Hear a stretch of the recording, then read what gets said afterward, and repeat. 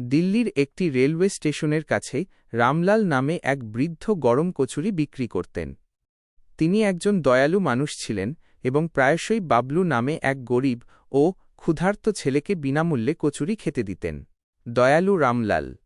দিল্লির একটি রেলওয়ে স্টেশনে ছেঁড়া কুর্তা ও বিবর্ণ ধুতি পরা বৃদ্ধ রামলাল গরম কচুরি ভাজতেন।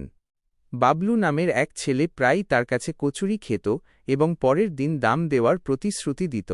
রামলাল হাসিমুখে তাকে খেতে দিতেন, কারণ তিনি জানতেন বাবলু ক্ষুধার্ত।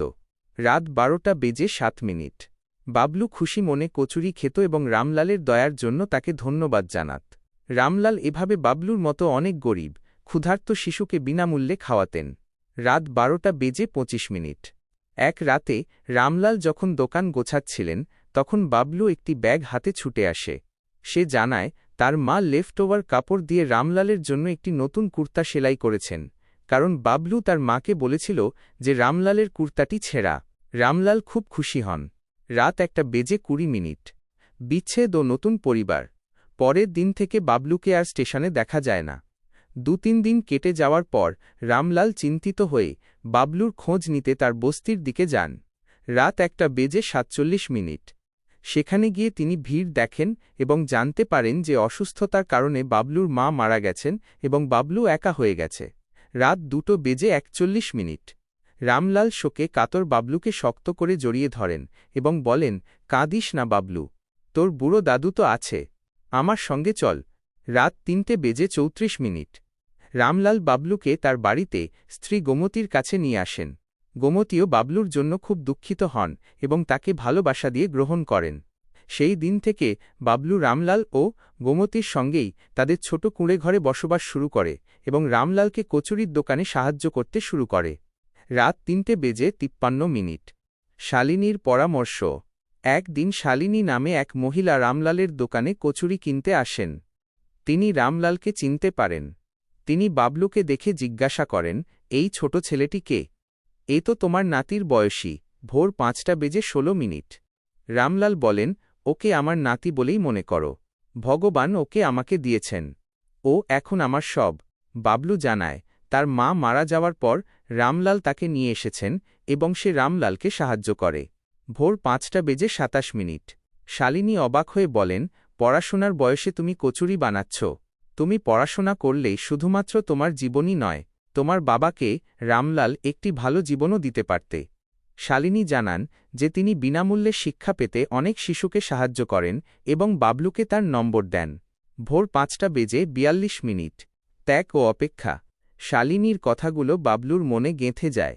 সে রাতে ঘুমাতে পারে না এবং ঠিক করে যে সে পড়াশোনা করে রামলাল ও গোমতীর জীবন বদলে দেবে।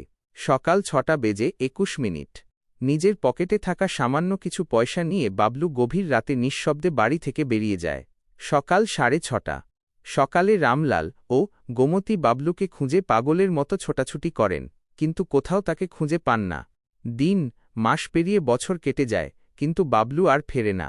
বৃদ্ধ দম্পতি তবুও প্রতিদিন তার ফিরে আসার অপেক্ষায় থাকেন। সকাল 6:48। অফিসার বাবলুর প্রত্যাবর্তন।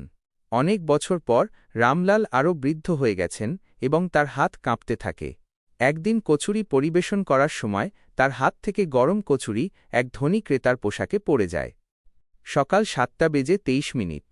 ধনী লোকটি অত্যন্ত রেগে গিয়ে রামলালকে কটু কথা বলে এবং তার সব কচুরি রাস্তায় ফেলে দেয়। রামলাল কেঁদে কেঁদে ক্ষমা চান।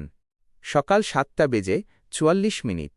ঠিক সেই মুহূর্তে একজন স্মার্ট যুবক এসে রামলালকে তুলে ধরে এবং ধনী লোকটির ওপর চিৎকার করে ওঠে, বয়স্ক লোকের সঙ্গে কথা বলার কোনো ভদ্রতা শেখনি। সকাল 8:18। ধনী লোকটি চ্যালেঞ্জ করলে যুবকটি তার আইডি কার্ড বের করে দেখায়।